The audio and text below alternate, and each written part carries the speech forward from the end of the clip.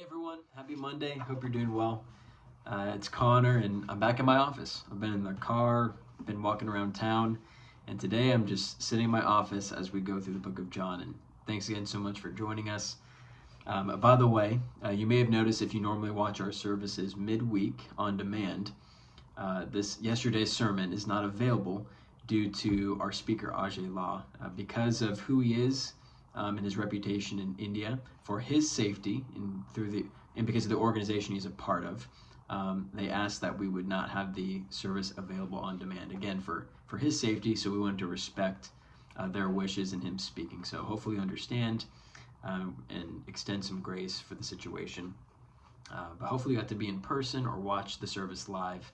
It's a great service yesterday. But today we go into John chapter 11, and we talk about the story where a man named Lazarus, who is a friend of Jesus, he gets sick and dies, and then Jesus works. And so before we jump into the story, one thing that's going to come up right in the beginning is this question of, why does God allow hard things to happen for his glory?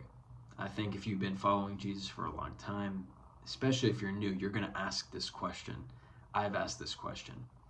So let's read this verse, a couple verses, and then we'll dive into that topic. So here it is.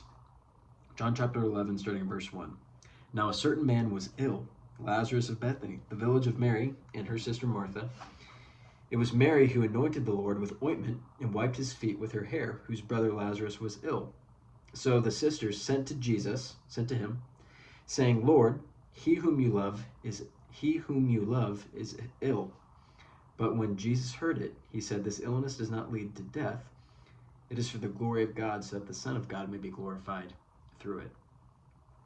So Lazarus is sick. His sisters want to get in touch with Jesus, and it looks like they send him a message. And when Jesus hears it, his initial response is that this death is not going to be the end of the story, which we'll unpack a little more.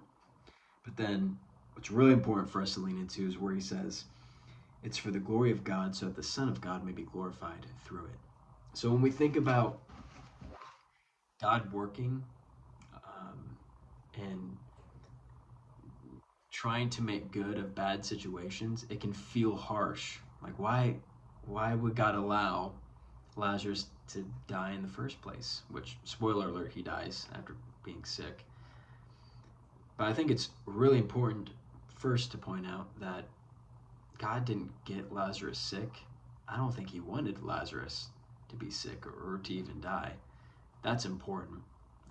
In fact, James, the brother of Jesus, is known for saying good things come from above. God gives good gifts. He doesn't dish out illnesses. And he wants good things for his people. It just so happens that Lazarus gets sick, and it becomes an opportunity for Jesus to say, God can be glorified in this. And he can reveal more of who he is for the benefit of not only Lazarus, but for all people later. So that's important to point out. That's not always an easy thing to understand, and it can kind of feel weird to wrestle with, but God wants to work in the pain that you're going through.